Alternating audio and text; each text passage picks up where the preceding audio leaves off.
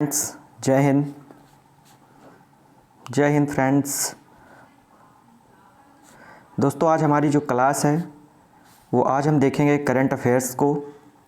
Current affairs की बात करेंगे, जो भी अवार्ड हैं, अवार्ड और जो प्रमुख नियुक्तियां हैं, अवार्ड और नियुक्तियों की आज हम चर्चा करेंगे। जो हाल ही में चर्चा में रही, ये समझ लीजिए आपका जनवरी, फरवरी और मार्च में जो भी चीज़ें चर्चा में रहीं, जो प्रमुख नियुक्तियां, प्रमुख अवार्ड चर्चा में रहें, आज उन्हीं की हम चर्चा करेंगे। काफ़ी महत्वपूर्ण सेशन होने वाला है यह आपके लिए करंट अफेयर की दृष्टि से। तो आइए शुरू करते हैं करंट अफेयर्स के इस खास एपिसोड को, जो काफ़ी महत्वपूर्ण है। दोस्तों, यदि आपको पीडीएफ चाहिए तो पीडीएफ के लिए आपको डिस्क्रिप्शन में लिंक दी गई है, वहाँ से आप टेलीग्राम चैनल को ज्वाइन कर सकते हैं और वहाँ से आप इसका पीडीएफ प्राप्त कर सकते हैं। तो आज का जो हमारा पहला प्रश्न है, आज का हम पहला प्रश्न है नेताजी अवार्ड। काफ़ी इम्पोर्टेंट है नेताजी अवार्ड। किससे सम्मानित किया गया है नेताजी अवार्ड से? तो नेताजी अवार्ड जो 2022 दिया गया है दोस्तों, यह शिंजो आबे, इसे दिया गया है। शिंजो आबे, जापान के प्रधानमंत्री शिंजो आबे, यह जापान के पीएम हैं। कौन है? जापान पीएम शिंजो आबे को दिया गया है आपका नेताजी अवार्ड। नेक्स्ट प्रश्न है, आईसीसी महिला क्रिकेटर ऑफ द ईयर 2021 हाल ही में घोषणा हुई है। आईसीसी महिला क्रिकेटर ऑफ द ईयर की घोषणा की गई है। तो इसमें जो 2021 का अवार्ड मिला है वह भारतीय खिलाड़ी स्मृति मंधाना, आपको याद रखना है किसे मिला है, स्मृति मंधाना को मिला है आईसीसी महिला क्रिकेटर ऑफ द ईयर किसे दिया गया है? Smriti Mandhana. Very very important है। नेक्स्ट प्रश्न है, प्रधानमंत्री राष्ट्रीय बाल पुरस्कार। जो प्रधानमंत्री राष्ट्रीय बाल पुरस्कार दिया गया है, तो इसमें आपको नाम नहीं देखना है, इसमें देखना है जो कितने लोगों को प्रधानमंत्री राष्ट्रीय बाल पुरस्कार दिया गया है। तो यह 29 लोगों को दिया गया है। आप सभी को कमेंट बॉक्स में बताना है कि यह कब दिया जाता है। तो दोस्तों, यह 24 जनवरी, कब दिया जाता है? 24 जनवरी को दिया जाता है और इसी दिन राष्ट्रीय बालिका दिवस मनाया जाता है। क्या मनाया जाता है? आपको याद रखना है, इसी दिन राष्ट्रीय बालिका दिवस के अवसर पर यह पुरस्कार वितरित किया गया है। राष्ट्रीय बालिका दिवस याद रखना है आप सभी को, राष्ट्रीय बालिका दिवस। नेक्स्ट अवार्ड है दादा साहब फाल्के पुरस्कार। वेरी वेरी इंपॉर्टेंट है दादा साहब फाल्के पुरस्कार।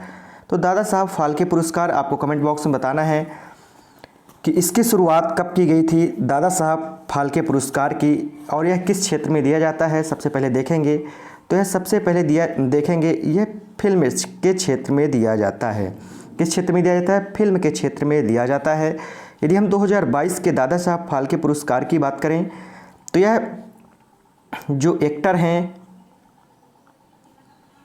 किसे दिया गया है? आपको याद रखना है, दादा साहब फाल्के पुरस्कार दिया गया है एक्टर में आप बात करेंगे रणवीर सिंह। एक्टर में यह पुरस्कार रणवीर सिंह को दिया गया है। यह दादा साहब फाल्के पुरस्कार किसे दिया गया है? रणवीर सिंह को। यदि हम बात करें अभिनेत्री एक्ट्रेस की,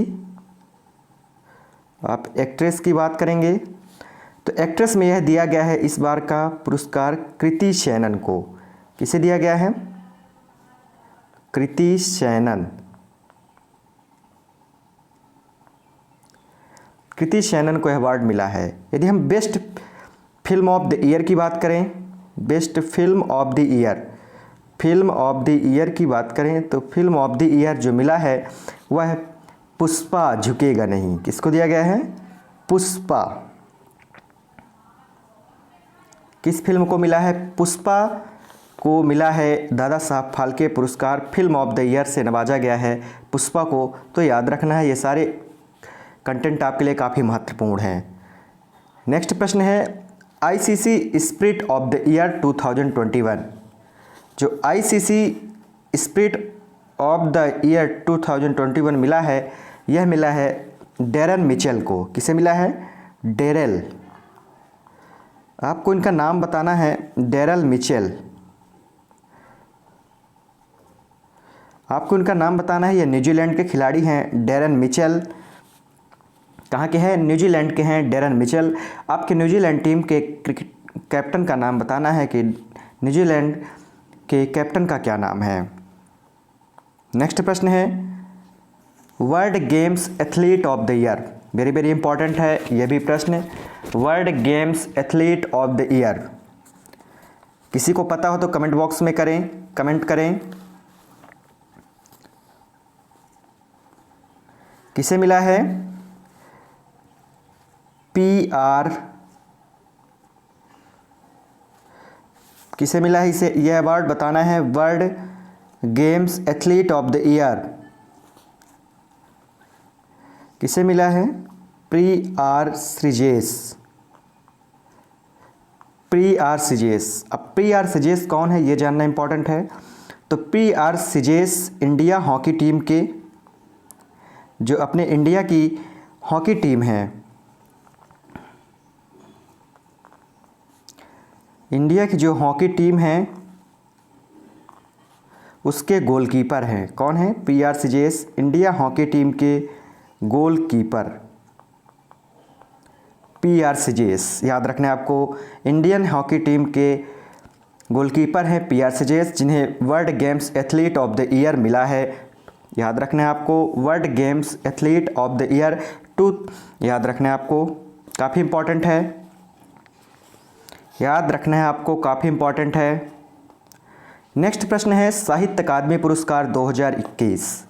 काफ़ी इंपॉर्टेंट है। आपको कमेंट बॉक्स में कमेंट करके बताना है कि साहित्य अकादमी पुरस्कार कब से प्रदान किया जाता है, यह आपको कमेंट बॉक्स में बताना है। तो ये आपको पता होगा, यह टोटल 24 लैंग्वेज में दिया जाता है और इस बार 24 भाषाओं के लिए यह पुरस्कार दिया गया है। तो जो हमारे लिए 2 भाषाएं इंपॉर्टेंट है, पहली अंग्रेजी जहाँ से प्रश्न पूछा जाता है और दूसरी हिंदी। दोनों भाषाओं का साहित्य अकादमी पुरस्कार किसे दिया गया है ये हमें जानना है। तो जो अंग्रेजी भाषा का पुरस्कार दिया गया है वह नमिता गोखले को दिया गया है। किसे दिया गया है? नमिता गोखले। याद रखना है आपको, नमिता गोखले को यह अवार्ड दिया गया है। यदि हम हिंदी की बात करें तो हिंदी में यह पुरस्कार दया प्रकाश को दिया गया है। किन्हें? दया प्रकाश को।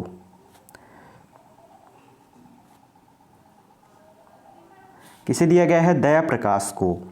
दया प्रकाश को इनकी कृति जो है जिसके लिए यह मिला है वह मिला है सम्राट अशोक।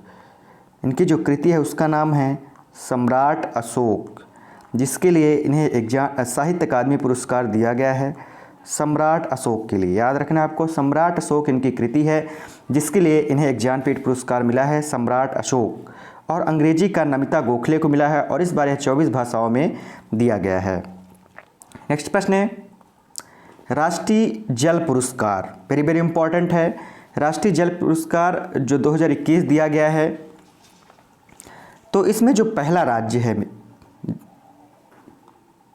पहला और दूसरा 2 चीज़ें आपको याद रखनी है। इसमें जो पहला राज्य है वह उत्तर प्रदेश है, यूपी है पहला राज्य यूपी। और दूसरे स्थान पर जो इसमें आने वाला राज्य है राष्ट्रीय जल पुरस्कार में वह राजस्थान को दिया गया है। तो प्रथम पुरस्कार यूपी को दिया गया है और दूसरा पुरस्कार आपके राजस्थान को दिया गया है। ये दोनों चीज़ें आपको याद रखनी है राष्ट्रीय जल पुरस्कार में। जल पुरुष किसे कहा जाता है ये भी आपको याद रखना है। जल पुरुष जो राजेंद्र प्रसाद हैं,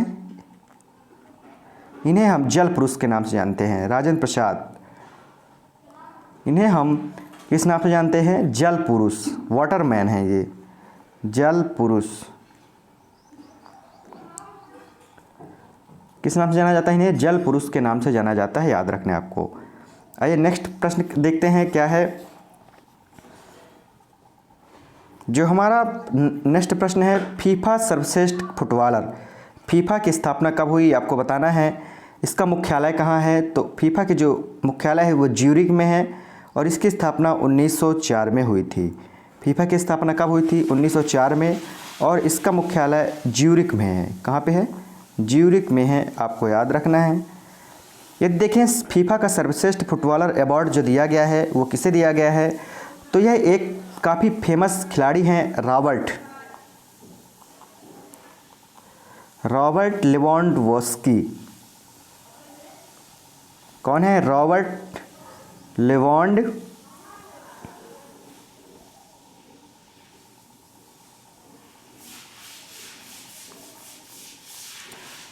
रॉबर्ट लेवेंडोव्स्की हैं, जिन्हें फीफा का सर्वश्रेष्ठ फुटबॉलर चुना गया है। और यदि देखें कि यह कहाँ के खिलाड़ी हैं, तो आपको याद रखना है ये पोलैंड के निवासी हैं। कहाँ के हैं? पोलैंड के खिलाड़ी हैं। ये कहाँ खिलाड़ी है? रॉबर्ट लेवेंडोव्स्की, यह पोलैंड के खिलाड़ी हैं। और आपको इसके साथ साथ एक पुरस्कार और याद रखना है। नेक्स्ट पुरस्कार है बैलन डी'ओर। बैलन डी'ओर अवार्ड की यदि हम बात करें, यह प्रतिवर्ष दिया जाता है। तो बैलन डी'ओर अवार्ड लियोनेल मेसी को, ये भी सर्वश्रेष्ठ फुटबॉलर हैं लियोनेल मेसी, आपको उनका नाम याद रखना है लियोनेल मेसी। और यदि हम बात करें कि कहाँ खिलाड़ी हैं, तो लियोनेल मेसी आपके अर्जेंटीना के खिलाड़ी हैं। अर्जेंटीना के प्लेयर हैं लियोनेल मेसी, जिन्हें बैलन डी'ओर अवार्ड से नवाजा गया है। यह आपको याद रखना है। नेक्स्ट प्रश्न है सुभाष चंद्र बोस आपदा प्रबंधन अवार्ड। वेरी वेरी इंपॉर्टेंट है, आपको डबल स्टार लगा लेना है। सुभाष चंद्र बोस आपदा प्रबंधन पुरस्कार 2022। तो सुभाष चंद्र बोस आपदा प्रबंधन पुरस्कार इस बार जो मिला है, यह दो विधाओं में दिया जाता है। यह एक तो व्यक्ति को दिया जाता है, व्यक्ति विशेष में, और किसी संस्था को दिया जाता है। व्यक्ति विशेष और संस्था को दिया जाता है। तो सबसे पहले हम देखेंगे व्यक्ति विशेष यह किसे दिया गया है। तो जब व्यक्ति विशेष दिया गया है, यह विनोद कुमार को दिया गया है। किसे दिया गया है? विनोद कुमार को। विनोद कुमार को दिया गया है। और वहीं यदि हम संस्था की बात करें, संस्था में किसे दिया गया है, तो गुजरात आपदा प्रबंधन को दिया गया है। क्या दिया गया है? गुजरात आपदा प्रबंधन को यह पुरस्कार दिया गया है। गुजरात आपदा प्रबंधन को, गुजरात आपदा प्रबंधन को यह पुरस्कार मिला है, जो आपदा प्रबंधन पुरस्कार दिया जाता है सुभाष चंद्र बोस। यदि हम इसके साथ साथ बात करें कि सुभाष चंद्र बोस की जयंती को किस दिवस के रूप में मनाया जाता है, तो यह सुभाष चंद्र बोस की जो 23 जनवरी को इनकी जयंती मनाई जाती है दोस्तों। और हाल ही में इसकी घोषणा की गई है कि सुभाष चंद्र बोस की जो जयंती है उसे हम सभी पराक्रम दिवस के रूप में मनाएंगे। किस दिवस में? पराक्रम दिवस के रूप में नेताजी सुभाष चंद्र बोस की जयंती मनाई जाती है। किस रूप में? पराक्रम दिवस के रूप में। तो आपको याद रखना है इतने फैक्ट। नेक्स्ट प्रश्न है रेलवे बोर्ड के नए अध्यक्ष किसे चुना गया है, यह आपको बताना है। रेलवे बोर्ड के नया अध्यक्ष किसे चुना गया है, ये आपको बताना है। कमेंट करें यदि आपको पता हो। तो रेलवे बोर्ड का जो नया अध्यक्ष हैं वह किसे चुना गया है, आप कमेंट बॉक्स में बता सकते हैं। तो रेलवे बोर्ड के नए अध्यक्ष जो चुने गए हैं वो विनय कुमार त्रिपाठी। विनय कुमार त्रिपाठी आपके रेलवे बोर्ड के जो नए अध्यक्ष हैं विनय कुमार त्रिपाठी हैं, याद रखना है आपको। नेक्स्ट प्रश्न है बीएसएफ के नए महानिदेशक। तो बीएसएफ के नए महानिदेशक पंकज कुमार सिंह किसे चुना गया है? पंकज कुमार सिंह, इनकी हाल ही में नियुक्ति हुई है। बीएसएफ के नए महानिदेशक Pankaj Kumar Singh, very very important है। नेक्स्ट प्रश्न है सीआरपीएफ के नए महानिदेशक। तो सीआरपीएफ के नए महानिदेशक हैं कुलदीप सिंह। कुलदीप सिंह। तो बीएसएफ के नए महानिदेशक पंकज कुमार सिंह, सीआरपीएफ के नए महानिदेशक कुलदीप सिंह हैं। दोनों का नाम आपको याद रखना है। इसके बाद है ओएनजीसी की प्रथम महिला अध्यक्ष। सबसे पहले तो आपको ओएनजीसी की स्थापना कब हुई थी ये कमेंट बॉक्स में बताना है। और इसके बाद हम देखेंगे ओएनजीसी की प्रथम महिला इंपॉर्टेंट क्यों है, क्योंकि यह प्रथम महिला हैं जिन्हें ओएनजीसी का चेयरमैन नियुक्त किया गया है। तो इनका नाम है दोस्तों जो ओएनजीसी की, इनका नाम है Alka Mittal. Alka Mittal very very important है। अलका मित्तल को ओएनजीसी की प्रथम महिला चेयरमैन नियुक्त किया गया है अलका मित्तल। ये इम्पोर्टेंट क्यों है? क्योंकि पहली बार किसी महिला को ONGC का चेयरमैन नियुक्त किया गया है, इसलिए हमारे लिए इम्पोर्टेंट है। नेक्स्ट है SCO के नए महानिदेशक कौन बने हैं? SCO संघाई कॉरपोरेशन, आपको याद रखना है। SCO के नए महानिदेशक, SCO के जो मेन महानिदेशक हैं वो कौन है? झान मिंग। आपको याद, इनका नाम याद रखना है, झान मिंग। कौन है? SCO के नए महानिदेशक झान मिंग। नेक्स्ट प्रश्न है इसरो के नए अध्यक्ष। इसरो की स्थापना बतानी है आपको। इसरो की स्थापना जो 15 अगस्त 1969 को की गई, 15 अगस्त 1969, आपको याद रखना है 15 अगस्त 1969 को इसरो की स्थापना की जाती है। और हाल ही में S सोमनाथ को इसरो का नया चेयरमैन बनाया गया है। किसे? आपको याद रखना है S सोमनाथ। S सोमनाथ को इसरो का नया चेयरमैन बनाया गया है और इसरो के ये 10वें प्रमुख हैं, 10वें चीफ हैं। आपको याद रखना है। इससे पहले के सिवान थे, इनको याद रखना है, के शिवान। इसके पहले कौन थे? के शिवान थे, उनको याद रखना है। इसके बाद देखना है भारत का मुख्य सलाहकार। भारत का मुख्य आर्थिक सलाहकार की बात कर रहे हैं, किसे नियुक्त किया गया है? भारत का मुख्य आर्थिक सलाहकार किसे नियुक्त किया गया है? तो भारत का मुख्य आर्थिक सलाहकार दोस्तों अनंत नागेश्वरन। किसे नियुक्त किया गया है? अनंत नागेश्वरन को।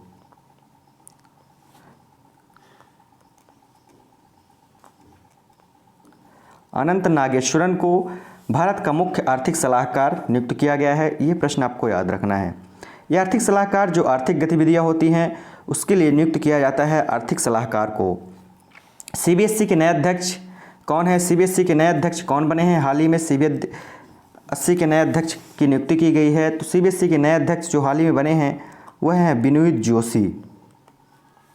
विनीत जोशी, याद रखना है इनका नाम, काफ़ी इंपॉर्टेंट है, विनीत जोशी। नेक्स्ट प्रश्न है भारत के CGA कौन है? CGA कंफ्यूज नहीं होना है, कैग CAG और CGA दोनों होता है। तो भारत के जो CAG हैं, भारत के जो CGA हैं वो हाल ही में नियुक्त किया गया है। किसे? ये आपको याद रखना है, सोनाली सिंह को।